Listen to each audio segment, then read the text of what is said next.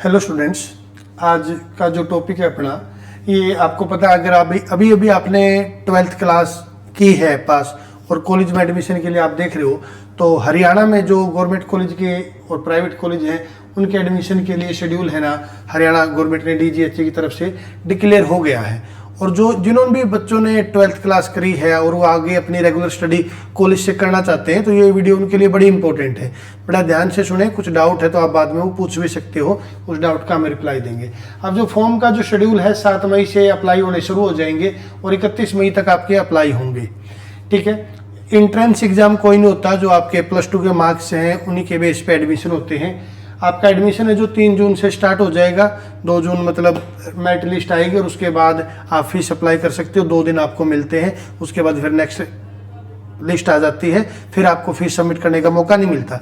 Within 2 days after declaration your merit list आप fees submit कर सकते हो और आपका एडमिशन कंफर्म हो जाएगा।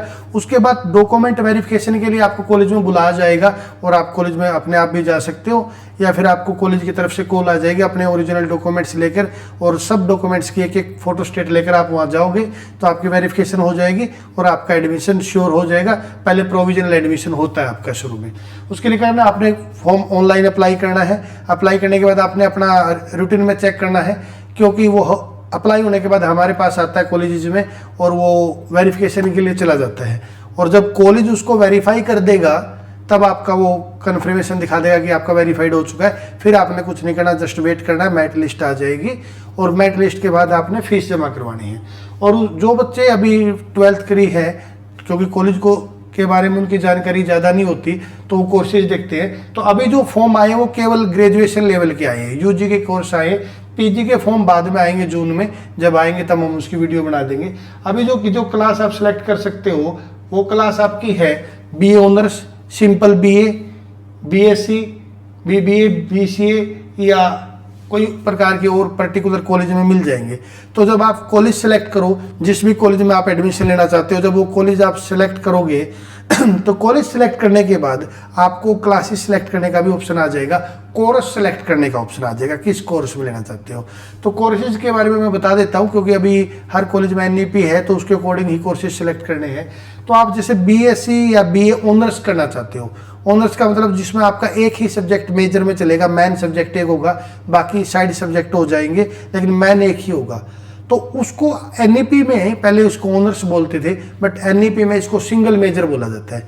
जैसे मैं मैथमेटिक्स से हूँ, आप सिंगल मेजर इन मैथमेटिक्स पढ़ना चाहते हो, मतलब किसी का इंटरेस्ट है, मेरे को मैथ ही मैथ्स पढ़ना है +2 के बाद, तो आप single major in math select कर सकते हो। तो फिर आपने कोई नहीं सब्जेक्ट करने, वो मैथ ही मैथ हो जाएगा आपका हर जगह मेजर में। और माइनर में छोटे मोटे जो सब्जेक्ट हैं जो कॉलेज सेलेक्ट करवाएगा बाद में, आपके जैसे फर्स्ट सेमेस्टर में SEC है, MDC है, ये सब्जेक्ट वो आप जिस भी कॉलेज में एडमिशन लोगे वो बाद में सिलेक्शन के लिए दे देंगे। उनके पास जो भी ऑप्शन खुले हुए होंगे उनके अकॉर्डिंग आप सिलेक्ट कर लोगे।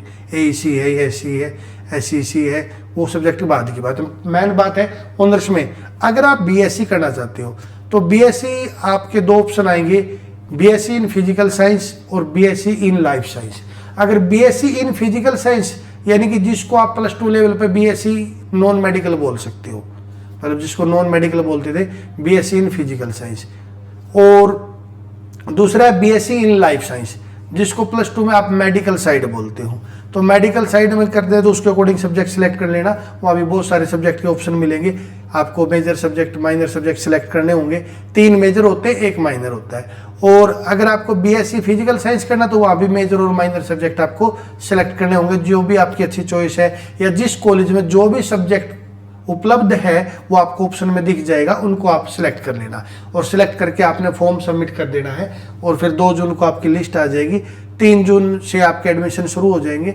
लेकिन जो आपने ध्यान रखना, बाद में बच्चे घूमते रहते हैं, उनके एडमिशन का मौका नहीं मिलता, शुरू में फॉर्म अप्लाई नहीं करते।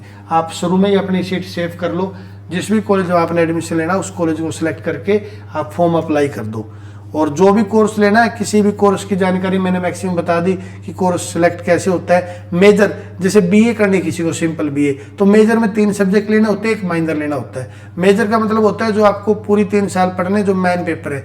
माइनर का पेपर है वो चलेगा आपका लेकिन वो सब छोटा सब्जेक्ट चलेगा। मतलब जैसे मेजर का पेपर अगर 70 नंबर का होता है तो माइनर का नंबर 35 नंबर का हो जाएगा, वो ऑफ हो जाएगा उससे, वो उतने क्रेडिट का नहीं होगा, कम क्रेडिट का होगा। और जिनको आप क्लासेस वगैरह वो कोर्स के नाम से मिल जाएंगे आपको।